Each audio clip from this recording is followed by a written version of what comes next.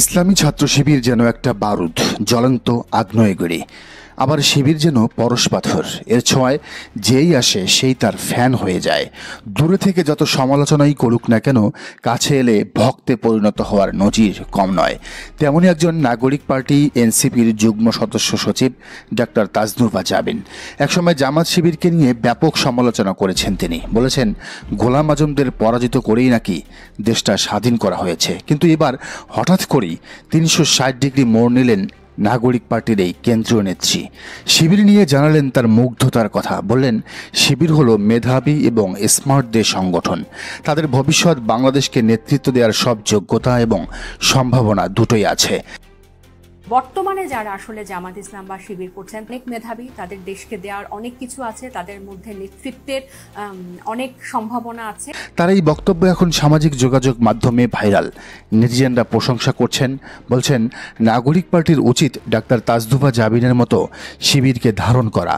কথায় কথায় রাজাকার, আল বদর, আল শামস আর ছাত্রলীগের লুঙ্গির তলের সংগঠন না বলা, কারণ এতে করে তারা যেমন আওয়ামী লীগকে ফেভার দিচ্ছে, তেমনি নিজেরাও জনসাধারণের কাছে হয়ে উঠছে হাসির পাত্র। তবে শুধু তাজনুভা জাবিন তো নন, ইসলামী ছাত্র শিবিরের প্রত্যেকটি ইনোভেটিভ কাজে মুগ্ধ তার মতো দেশের প্রগতিশীল চিন্তা চেতনার নারীরা। বিশেষ করে 5 আগস্টের গণ অভ্যুত্থানের পর শিবির যত আয়োজন করেছে তার প্রত্যেকটি ছিল ভিন্ন রকম। তাদের চোখ ধাঁধালো lighting, stage design, unique poster, এগুলো যেমন মানুষকে কাছে টেনেছে, তেমনি এসব আয়োজন সুশৃঙ্খলভাবে পরিচালনার বিষয়টিও নজর কেড়েছে সবার। অন্যের গায়ে পড়ে ঝামেলা লাগানোর বিষয়টিতেও তারা যেভাবে শৈল্পিক ছোঁয়া লাগিয়ে নিজেদের ব্র্যান্ডিং করেছে, তা তো রীতিমতো তাদের তুখোর মেধাসত্তার পরিচয়। মানে টিএসসির কথা বলছি আর কি। তো তাজনুভারা তো এসব নিজ চোখে দেখেছেন, ফলে নিজেদের অজান্তেই সত্যি কথাটা বলে ফেলেন। শিবির নিয়ে বিএনপি, আওয়ামী লীগ, বুদ্ধিজীবী মহল সবারই আসলে কৌতূহলের শেষ নেই। অনেকেই হিংসায় জ্বলেন, ঈর্ষান্বিত হন। যে ছাত্রদল বাগছা শিবিরের বিরুদ্ধে দিনরাত বক্তব্য দেয়, গালাগালি করে, তাদের মুরব্বীরা ঠিকই দিন শেষে ওদের পরামর্শ দেন যাতে তারা শিবিরের মতো হয়, শিবিরের মতো ব্যতিক্রম কাজ করে, প্রোগ্রাম করে। যদিও এদের রাজনীতিটাই হলো শিবিরের বিরুদ্ধে বিষোদ্গারের রাজনীতি। এর বাইরে ভালো কিছু করার তাদের না আছে ইচ্ছা আর না আছে সামর্থ্য। এরা শুধু প্রশ্ন করে, শিবির এত টাকা পায় কই?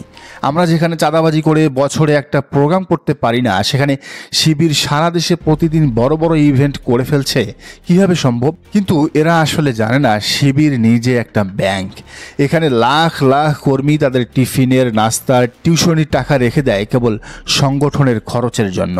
সোজা কথায় বললে এ আনত বা বাইতুল মার। আর শিবিরের আয়ের যত প্রতিষ্ঠান আছে, যত শিক্ষা প্রতিষ্ঠান আছে, তা কল্পনার বাইরে। রেটিনা, ফোকাস, এমন শত শত কোচিং সেন্টার আছে তাদের। তাছাড়া সংগঠনের সাবেকদের আয়ের একটা বড় অংশই তারা ব্যয় করেন শিবিরের পেছনে। তো ছাত্র শিবিরের জনপ্রিয়তা এখন আর কেবল বোরকা পরাদের মাঝেই সীমাবদ্ধ নেই। তাদের অনুষ্ঠানগুলোতে প্রগতিশীল মেয়েরা এসেও মুগ্ধ হচ্ছেন, প্রশংসায় পঞ্চমুখ হচ্ছেন। ধীরে ধীরে তা কেবল বাড়ছেই।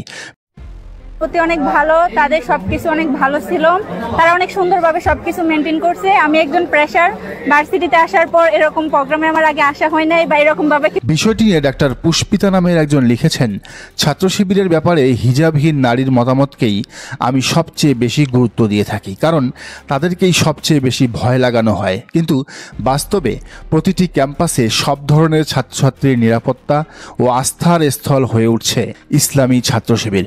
দর্শক, আপনিও কি তাই মনে করেন? জানান কমেন্টের ঘরে। আর এই চ্যানেলে নতুন হলে অবশ্যই সাবস্ক্রাইব করুন এবং বেল আইকনটি বাজিয়ে রাখুন।